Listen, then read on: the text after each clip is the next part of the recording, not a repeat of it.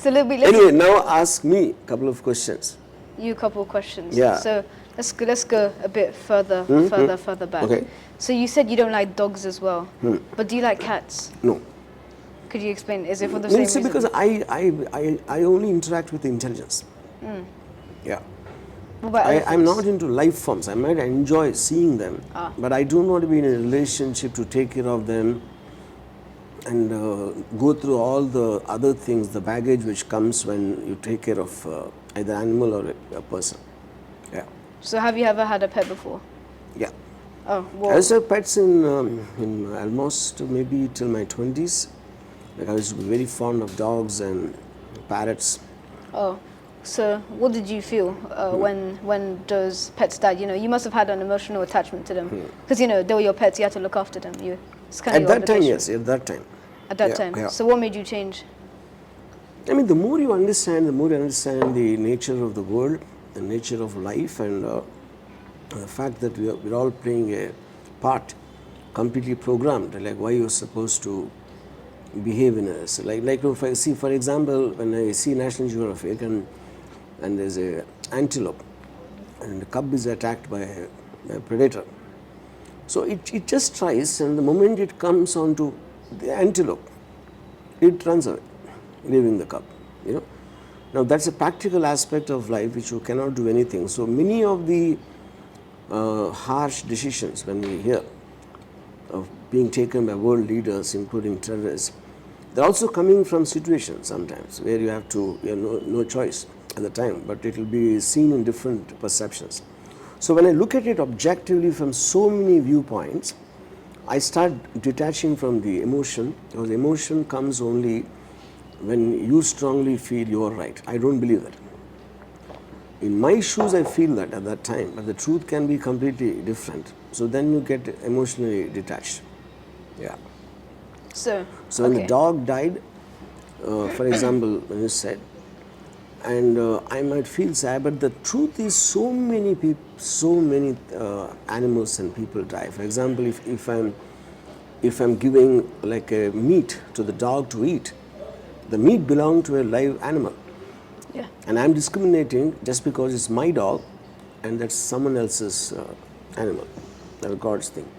So I think we're selective in our emotions. We just feel only for things which matter to us on a selfish level. So you are pick and choosing. See, for example, if I was a coronavirus, I will hate mankind for inventing the vaccine. Yeah. Now, because you're a human being, you hate the coronavirus because it's killing you. So that's all subjective. Yeah. Okay. So that is the reason you should not have attachments, is my belief, whether it's dogs or people or anyone, because when they die, you'll feel sad. Yeah. So to avoid feeling sad, we should not have attachments at all. Is that what you totally believe? Yes. So I what about- practice, yeah. So what about your parents? Yeah, same. So, but when you were younger, did you love them? I'm saying I was extremely, whether you call normal or abnormal is up to you. I used to be like this maybe till my maybe 18, 19. I was a voracious reader. Yeah. So I used to, when I listened to so many different point of views from various philosophers, and so that kind of, when you absorb it and then you form a personality, and with a very, very clear objective of what I want or not want to do in my life, that becomes a very specific focus. So when I'm living on that, I don't have any emotional attachments anymore. Okay, that's interesting. So, was there anything like a drastic change that or like a very, very, very heartbreaking event that happened that made you think this? That's a good question. I mean, probably the trigger point when I was really questioning everything is when my grandmother, that's my father's mother, she used to have a habit of writing this, what is called Ram Code. She keeps on writing Ram, Ram, Ram. She wrote some hundreds of books, and she, to my knowledge, I've never seen anyone who's, what should I say, obsessed with God, for pretty much 30, 40 years of her life. And then one day, she had a stroke, some paralytic stroke. She was bedridden, and she used to stay in some village in some. I mean, not in my house. I went to see her, and because the house didn't have much of place, so they kept her in some kind of a store where they normally store these bags of coal and this, because they couldn't have her in the house because of their problems, you know. So when I went in, I saw cockroaches crawling over her. She was alive. I mean, she was in a what you call paralytic state. Yeah. So that is the first time actually deeply started thinking about God and belief systems and relationships and everything. And if this could happen to her, now who is anyone after that? So once the chain of thought starts, it obviously spreads everywhere, you know, into every system. I started thinking about education, about various political systems like communism or democracy. It just spread like a virus into every thought of mine. That I would think is the first thing which triggered. And it's not really so much about till that time I believed in God. I just saw a human being subjected in what she believed, what people think is most perfect way to live. And if God could do that to her, then I started questioning about God. I was not angry with God. I was questioning the whole fundamentals of where that came from. So I saw in a few interviews that you're very, very practical. Like you get to the point. So do you think that practicality will change people for the better?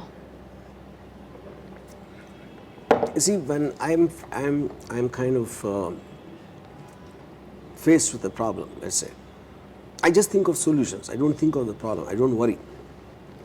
What's the option I have? 1, 2, 3, 4. So either I enact that, you know, or let's say there's no solution.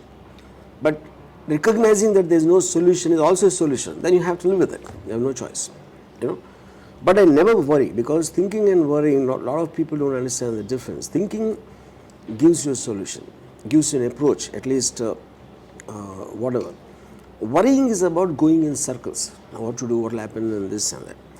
So the moment I'm practical, you know, okay, for example, let us say one of my staff comes to me and he tries to tell me about some family matter or someone is sick, and to ask. Even before he finishes the thing, I'll say, just tell me how much money you want, you know, because that comes across as very cold-blooded. It is cold-blooded, because see, my point is he's going to reach that time, okay, and as long as he reaches there, I just want to jump the gun and get into the thing, which he might feel. But I will say, I'm really not concerned about what your personal problem is.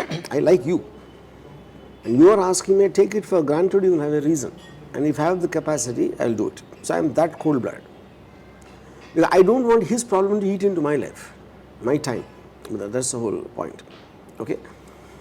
So with regard to my practical, see, when I was so independent, when somebody asked me, if you're not married and you're not into family, what do you do when you reach a stage and age where you are no longer physically capable?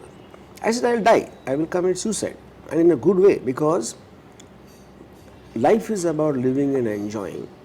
And the day or a stage or a situation comes when I can't do it, I'd rather die and see what happens after the death. I'm a very curious person. Just to live for the sake of living is something I can't connect. So since we're on the topic of life and death, what do you think happens when we die? I mean, I wouldn't say that this is what happens. I believe it doesn't make a difference whatever happens, because you're I mean, even if you go with the same mind or whatever you have, you know, and since our consciousness technically should stop. My bigger problem about human being is now who's Jack, okay, or who's RGV, who's someone. We are not us. It is a compilation of your thoughts and feelings. So if a guy called X dies, we'll always say X's body is being taken, X's body is being cremated, which means they're separating the person from the body. So the person technically is just like a formless thoughts and beliefs, you know. Now why do they even need a body then? That's one question of mine, okay. So when you are upset with someone, you're actually upset with a certain summation of beliefs and this thing. You're angry with that person, you know. That sounds very stupid. If formless things are hanging around and they just have a body for to identify that those are in this body, you know. So the whole aspect of getting hurt, getting upset and getting any kind of a emotion, I think is fundamentally very ridiculous and stupid, which is the reason I don't feel that, you know. So in the context of that, when it is formless and shapeless, and whether they leave the body and go, maybe they'll settle somewhere else, or even if they are not there also, it doesn't make a difference. And the pain is a function of the body, not the mind. So when they leave the body, you don't feel the pain anymore, and you're not interacting with people, and people are the guys who create problems.